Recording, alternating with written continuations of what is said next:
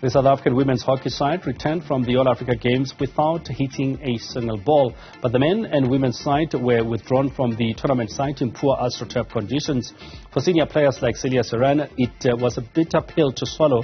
But now she and her teammates still see the bigger picture, which is the Paris Olympics. Newzroom Afrika's Yolulwe Qoshe has more. At the back end of 2023, the South African women's hockey team qualified for the Olympics that are going to take place later this year. Part of that contingent was a senior player called Celia Seerane, who spoke about enjoying the pressures of a home qualification campaign. It's super tough. Yeah, it's really tough. There's a lot riding on it. We don't want to obviously fail because then your team doesn't go to the Olympics. When other teams are improving, Ghana's done really well, Kenya, there's Zim there as well. So it's never easy. We don't take it for granted. We really focus. We had a lot of team talks and video analysis about it all. So yeah, there is pressure on us, but we managed to do it.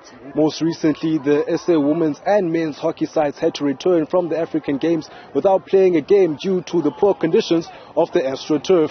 I've never actually experienced it before, so having played for many years, going to prepare for a tournament and then not playing, it's very tough. We're athletes. We like, waiting to play games. We don't just want to train. You want to compete. You want to play matches, so that is tough. But I think we utilized our time well. We had gym sessions, running sessions. We could focus on our speed, which we don't always have time for. So even though we didn't play the games, I think it unified us as a team, and we could train and compete a little bit.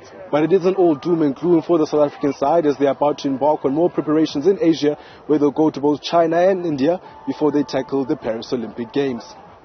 Our squad was reduced last week, so I think there's definitely a new focus. We are a smaller squad now, so we can focus on things that teams focus on, not necessarily just the technical training. We can do some team tactics, which I think is very exciting. I think all of us are a bit nervous. We don't really know what to expect being in China.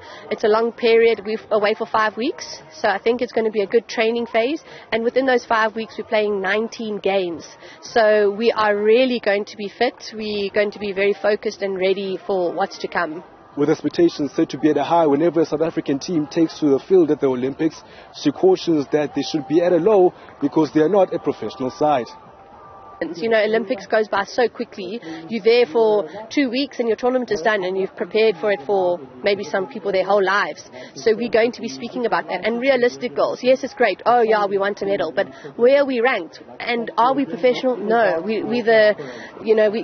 We're the team there that's not professional, and we're having to compete against teams that are. So we have to be realistic about our goals. But I think firstly, getting 3 points, that would be amazing.